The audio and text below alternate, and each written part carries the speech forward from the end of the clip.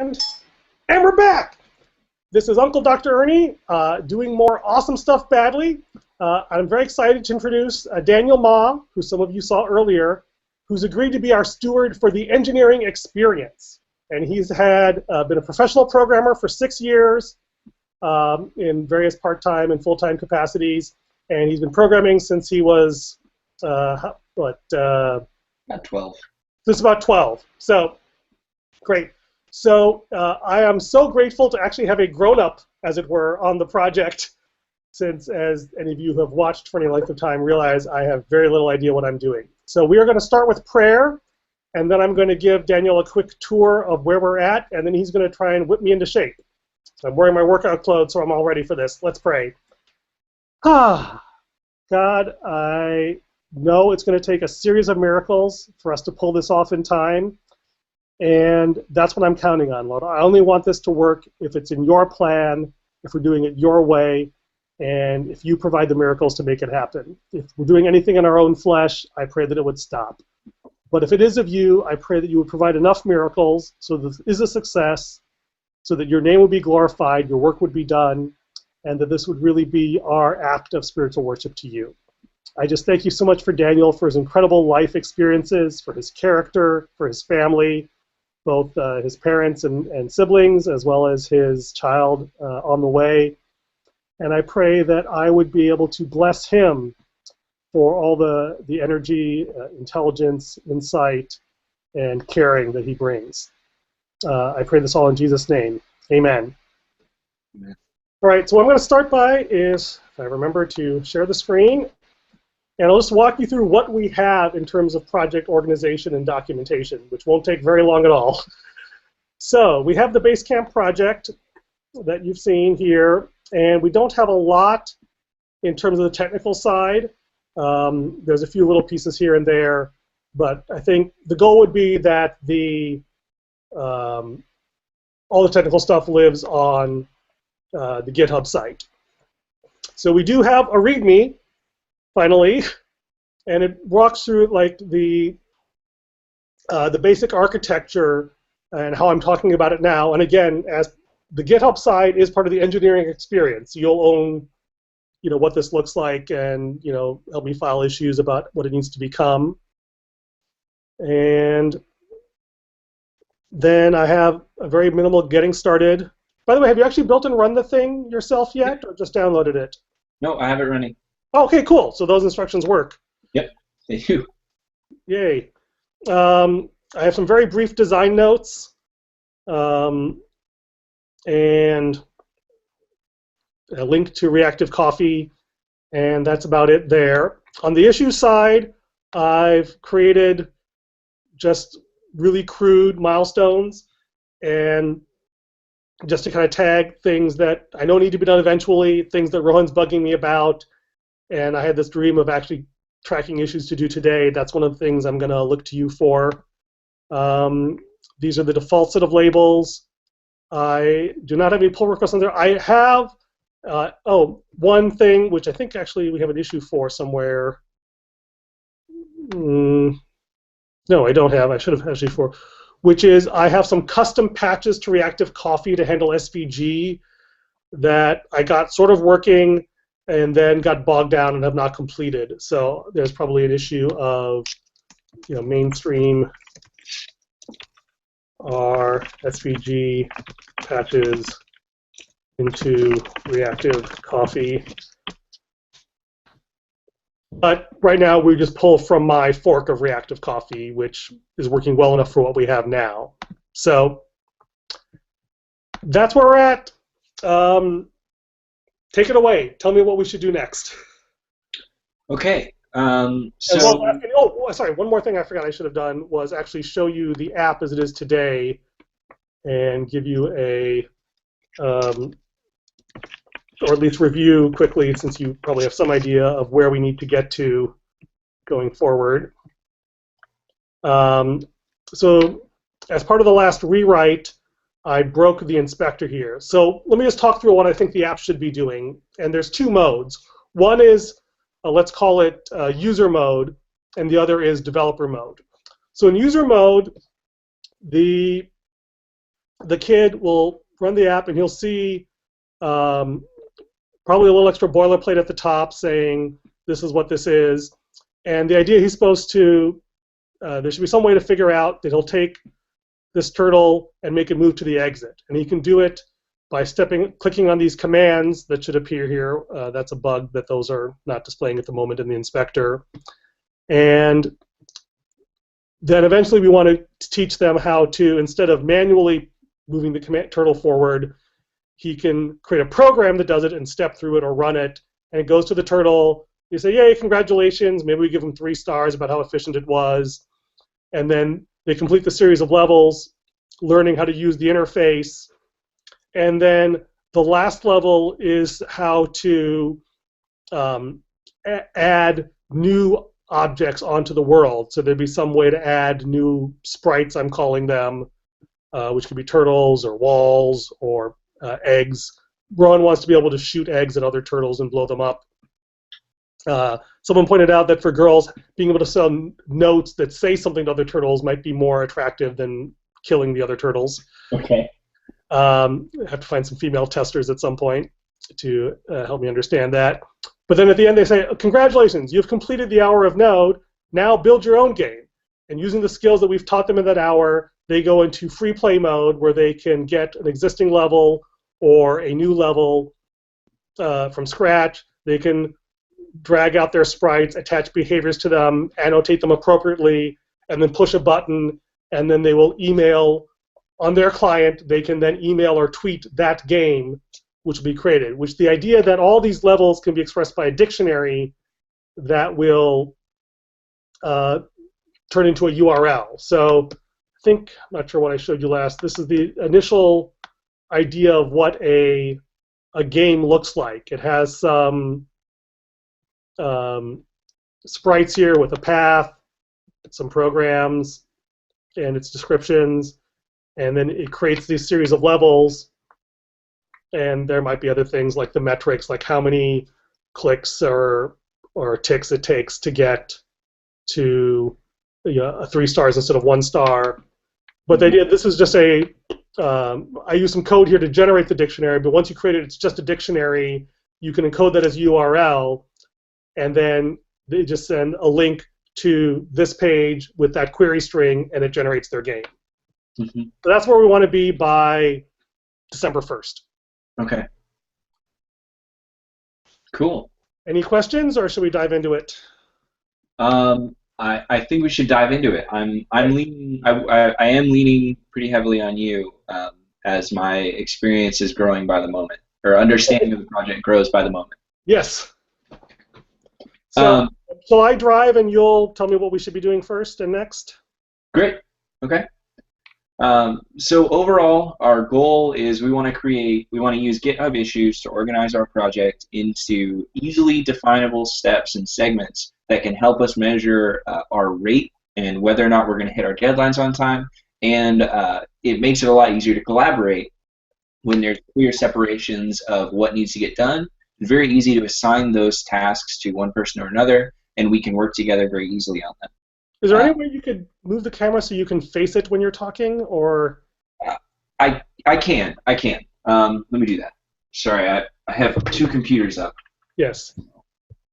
Let me move this one to be my middle computer. And we've had as many as 6 viewers at one time, so there may actually be someone watching this. And in fact, if anyone joins the project, this will probably be the first thing I make them watch because we're explaining it all to each other as we go along. Okay. So here we go. So we're using GitHub issues to set up our milestones. So let's go over to issues. Let's go to milestones up in the top left, and let's create a new milestone. Okay, so delete any of the other ones. I'm not really using them a whole lot. Yeah. So there's 2 concepts. There's 2 ways to organize issues on GitHub. One of them is by using labels, and one of them is by using milestones. So milestones provide more of a concrete, like this is a collection of issues that need to be completed, and you can set a due date, so they need to be done by this time to complete, we're going to call it a feature, to complete a feature. Whereas labels sort of can help group things together so that if you need to see, a group, they help categorize things. So, for example, the Rohan thing, I would actually remove that as a milestone and change it to be a label. Right. It's not a definite thing when we've finished all of Rohan's suggestions, but it is a group of things. These are things that are actually being suggested to us by our real life testers, and so it's helpful to know what's being suggested. So for features, we'll use milestones. For general categorization, we'll go ahead and make good use of labels. Okay. I can delete it today because I think I never actually used that one. And Sure. then keep the release one and rename it as appropriate. Great. Okay. So let's organize our brain into thinking our most present. We'll pass over the current bugs that are in our face right now. The inspector not working. We'll assume that that's something that can be taken care of today. Let's focus more on high-level milestones that we actually want to take care of for release. Yes. So let's talk about November 24th, right? So maybe we'll create a new milestone and say this is our beta version, right? Okay. So call it beta. We'll give it the due date. We'll set it to November 24th on the right side. Okay. Week starts on Monday. Okay. Okay. Yes. All right. This is when we will be interactively testing with kids at Rohan's school. Perfect. So we'll create the milestone, and we can now create issues and assign them to that. So now we'll go back to the issues page, the issues pill over there, and talk through. So a number of these are actually going to be easily assigned to that milestone. So here's a question about that milestone. There's is what I talked about, the user mode or developer mode. I don't know whether, so I think it's essential that we test the user mode, being able to play through the levels type of a thing by then, but I'm not sure whether having the developer mode issues should or should not be part of that milestone. What's the best way to manage that ambiguity? Let's create milestones that are called user mode and developer mode. Ah. Okay.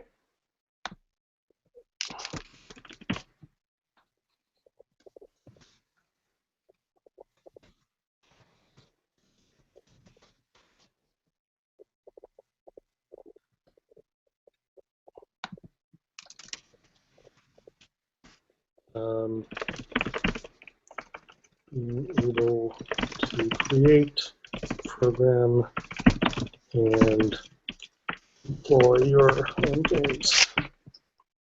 Okay. So let's assume that realistically on November 24th, our primary need is user mode. We need to be able to play games because that's our primary. Milestones to each other then, or? Say that again? Is there a way to relate one milestone to another? I don't actually think there is. It's not that advanced of a system. Okay. They would be best related, I believe, by tags. Okay. Tags or labels, or is tag something else? Tags is something else. That's like a version that you set in the actual Git repository. Okay, right, gotcha. But that's more like after the fact, after you build it, you tag it, right? Or right. Okay, so should I set this date to November 24th as well then? I think that's good, yeah, because that's when we know we want it done by. Okay. So we can go back into issues and start talking through what really needs to be done by that time. Let's just browse this list real quick and see if there's any that need to be. This one obviously will go into user mode, or developer mode. Okay. And then, so status field is basically telling the kids like how many clicks and ticks it did. It's it feels like something that would be useful for a beta release, but not really essential for the. This is where my brain's starting to get confused, and I could use some help. So are we thinking about this in terms of what is going to make user mode fully complete, or should I be thinking in terms of what's going to be necessary for the 24th? Maybe that's the way I should be thinking about this. Is there's sort of must-haves for the beta testing, which is going to happen on November 24th. Mm-hmm. And then there's other things which are, this is all the features we need to really have a complete user mode experience. Okay, cool. And that feels like that's actually like a few days after the beta testing. Right, and because part of the beta testing is to determine, we need this as well to make the user mode really complete. Yeah. Right. Perfect. Right, which implies that developer mode actually needs to be done. I mean, that's going to be. We don't really have much time between the 24th and the 30th and November 1st, but we'll just set that there for now. Great. Okay, so good. And so we should basically tag issues by their first relevant milestone, right? Right. That'll work good for now. Yeah, okay. So, ability to spawn new turtles, that is just open a new window, and then milestone developer mode, right? Okay, good. Right. Then add status field, that's I don't know what that was. That is that is part of the user mode. Mm-hmm. Now, I would, just from my perspective, I would think of that as something that we would actually want in the beta testing because knowing how well you did is a significant part of the game aspect, and I think that's going to make a big difference to kids in terms of how you play the game and how they think about the game. Okay.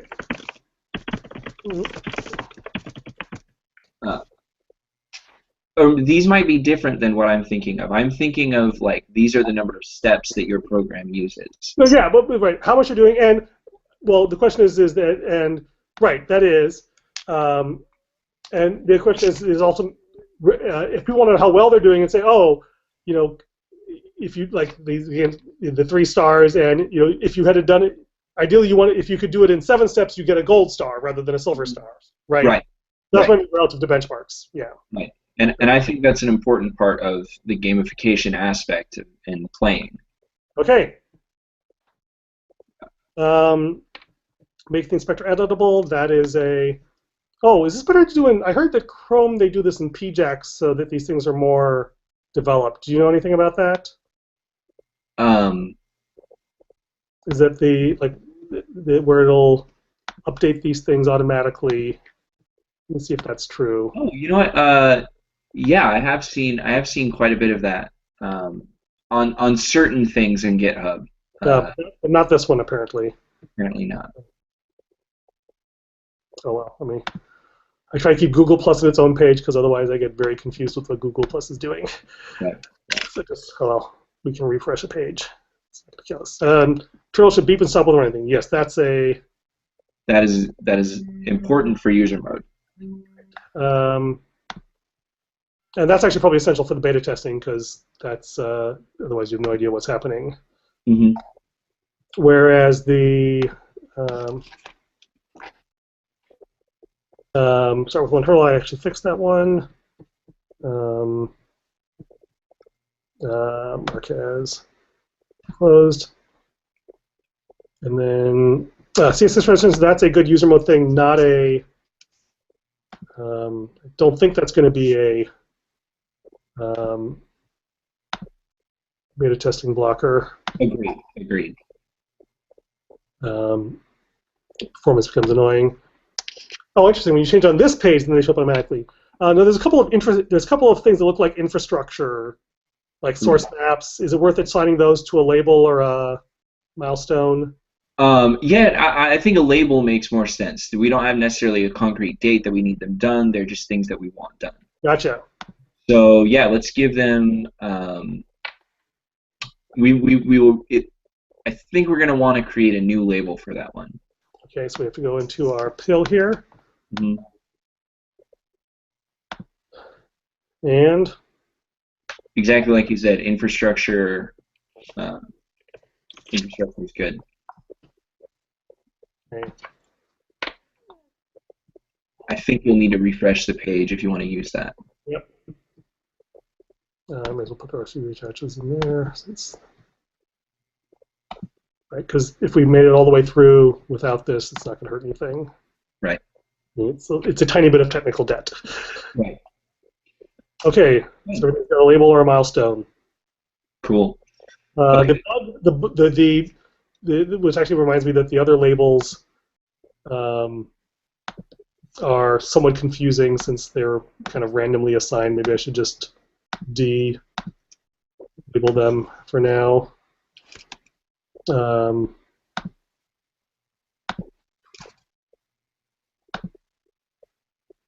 we get more discipline.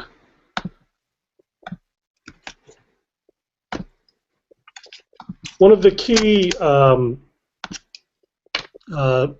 complaints I have with existing computer science and the way we talk about computation is that there is no concept of the physicality of computation in the lambda calculus. And I did a wonderful little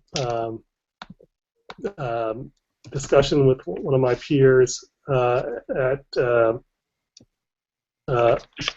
called the Minion Machine. I can figure out where it's. But basically, I did a simulation. We realized that every action in the real world takes energy and time. Mm-hmm. And the more energy and time something takes, the more the physical term for it is action.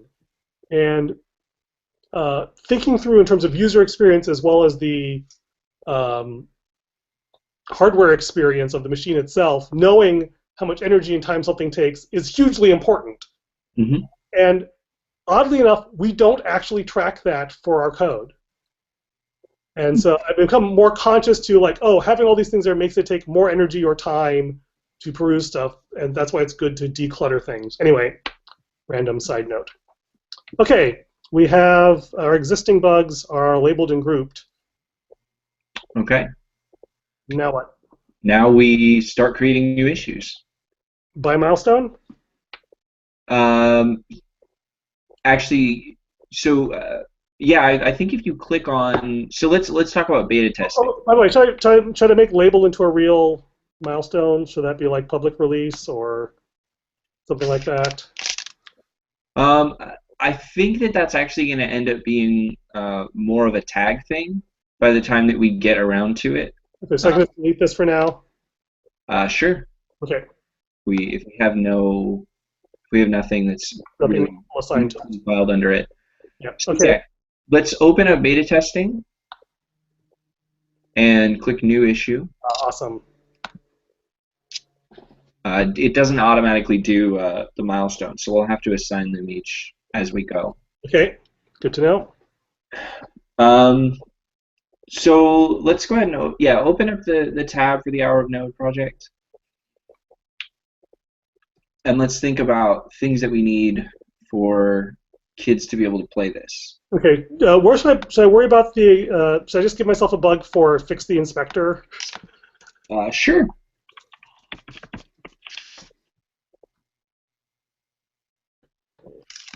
And actually, it's probably worth thinking through because one of the reasons I broke because I was redoing that. Let me hide that here. So I've got. So we have to be able to. There are things I'll need to be able to do internally to make some of these things work. At what point is it worth creating issues for those, even if they don't really show up? It's just like everything should have an issue. It's I like I said in our previous conversation, I really like issues and I like granular issues because I think it helps us have a good understanding of who's doing what and where we are in the project. but I also believe in common sense, in that not every little thing needs to have an issue created for it. Right. But if it's something that I'm worried about as its own thing, I should probably create an issue for it. Right. Sure. Sure. And yeah, I do think that internal things that a user may never realize is also an important thing to flag as an issue. One of the other important things in my mind about working on this as an open source project and keeping it out in the open, GitHub issues as opposed to even maybe another issue tracking tool for us. It keeps it very close to the code and very easy for people to see this is where the project is going and get on board with us. And that's, oh, good. Yeah, my Markdown habit worked. Yep, Markdown. Okay, and the other thing I was thinking about, which I'm not sure would be a developer mode thing, is generalize the signals mechanism. Right now, the signals are hard-coded globally. We want the kids to be able to create their own signals, possibly per sprite. And that might be just a new variable. That might be an entire Turing-complete programming language. I'm not sure yet. All right. All right. Oh, I lost my context here. I guess let's just go back to new issues, right? We don't. Thanks, we just say the issues. Can I command tab? Yes, I can command tab. Okay, and then we're in the milestone beta testing. So actually, this would probably be a good place to. Actually, maybe we should do it this way. Milestones. Beta testing. So what are the things we want? Let's talk through what the beta testing milestone should be like, right? Perfect. So kids should be able to load the app on an iPad or desktop machine. Learn how to figure out what is expected of them. I think I've told you one of my stretch goals would be for this to not require knowing English to be able to navigate, so that there's enough visuals, hints and clues that people can just intuitively pick it up, whether you're 3 years old or a non-English speaker. Okay. That's sort of like a aspiration. It's not really a feature per se. It's more of a criteria. Okay. I'm not sure if that's worth writing down somewhere, or well, it is an issue, I guess, right? Right. Yeah, I think so. English. So use graphical symbols instead of text for labels. Use animations rather than instructions for onboarding new users.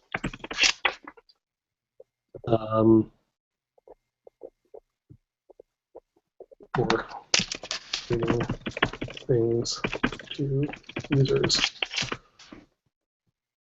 And the milestone for that is unset. I think so. I think it's unset. That's something we would like. Aspirational. Right. It's cool to think about, but not worth wasting time worrying about. Right. And probably something that we're going to be wanting to assign to the same person who works on the sprites and the visual cues. Okay. Okay, figure out what is expected of them. They should be able to move the turtle using direct commands or programs.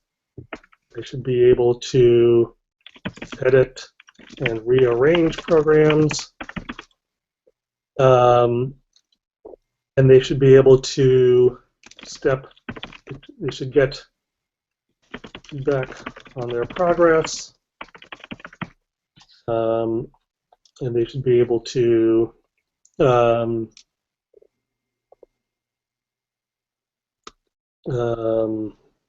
advance between levels. Mm-hmm.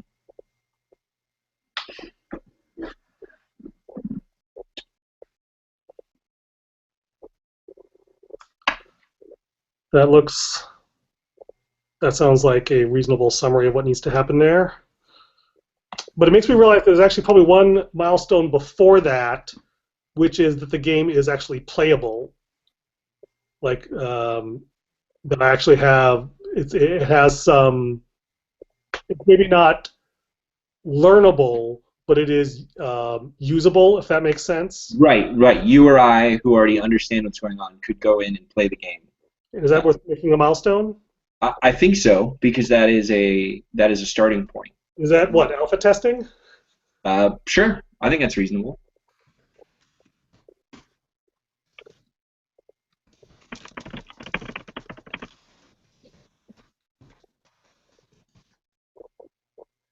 I would like, while we're talking about this as well, I would like to point out that I have an available army of children, grade school age, who may be able to help us with testing, and I have males and females available. Ah, yes, that is good. Yes, So, and that's just your immediate family, right? right? Yeah. And if that's not enough, we have your in-laws. Yeah. Yep.